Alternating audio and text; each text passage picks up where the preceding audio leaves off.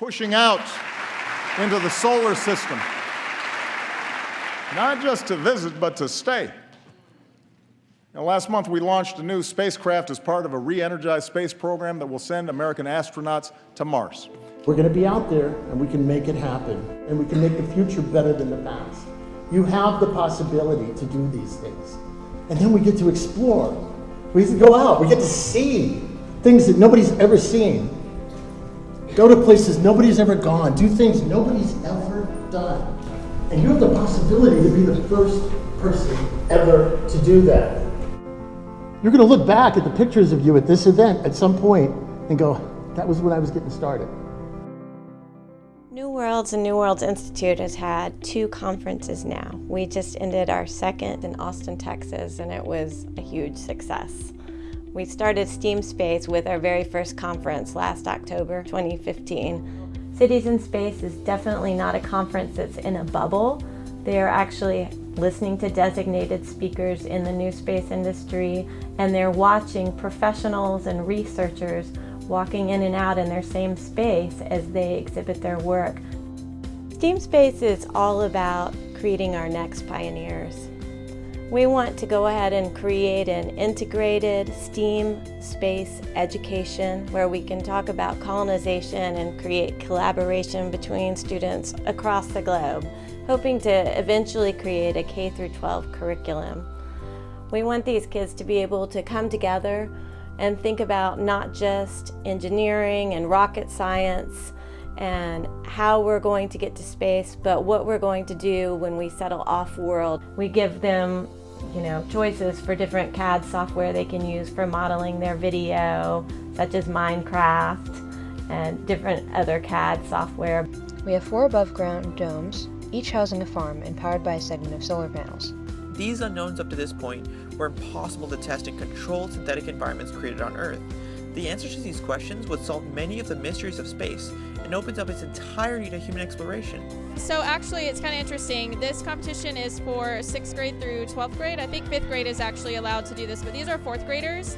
So we are the youngest students here, and we actually didn't change any of the specifications or any of the rules that they had to do for this challenge. So they're actually doing the exact same things that the high school and middle school kids are doing. We didn't choose Mars or the moon just because Mars could be cold and chilly, and we wouldn't be able to survive or thrive.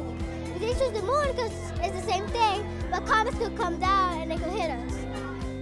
I'm a big progressive education advocate. I'm strongly in favor of project-based learning as well as social and emotional learning. It's been really interesting because I teach algebra, and there's a kind of an indirect relationship in this project, but it's really gotten them to look that if they're super passionate about something, they don't have to wait to take a class on it, they don't have to wait for a teacher to teach them about it. They can just go out and learn it on their own and ask questions and find people that will be able to tell them the information that they're interested in. It's been such a phenomenal thing to watch students interact with each other, watch the teamwork that they have coming together to form a futuristic city in space. And not only do they work together, but each student kind of finds their niche in what technology they're interested in. So certain students are interested in new sources of energy, and so they really focus in, they become the experts on that. This is what everything we're doing is all about, because we care about this little planet we call the Earth. We can even be talking about the environment and what can they be doing differently up there to change down here, and how they can really be conscious and mindful as they move on to creating these new communities and new settlements. It's really important for us to make sure that we have an all-inclusive community with STEAMSPACE kids, not just with economics and ethnicity, but also with gender.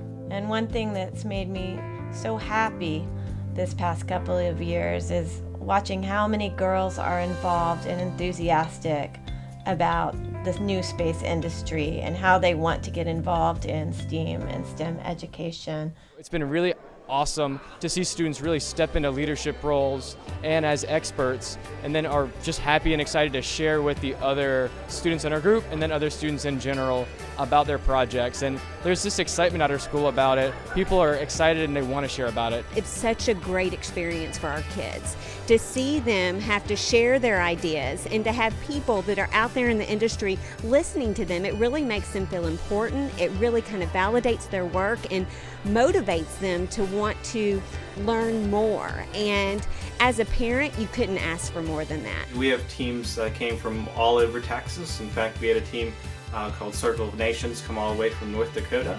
And next year we hope to have some international teams. We'll be able to have a virtual environment for those teams to come in and compete and share what they came up with. I love it here.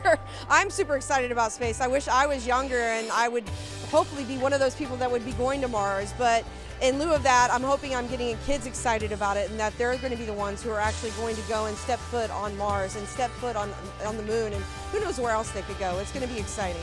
Our students talk about it after this conference is over. They are excited about it, and after they get in, they're like, I can't wait till next year. So we'll definitely be back. As long as they still have it, I'd love to bring my 4th graders back every year.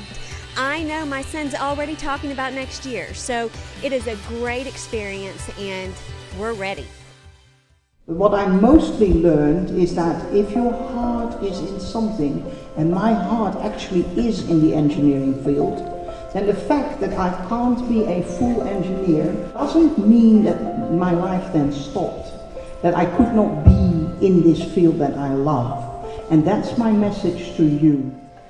Believe in yourself. And if the road to where you want to go has a bit of obstacles, take that in stride. If it's worth it, you'll get there. There are some dark things happening in the world, but we have more global communication, availability, more technology. The human body is able to have more solutions than it's ever had, and we are on trajectories for living in space.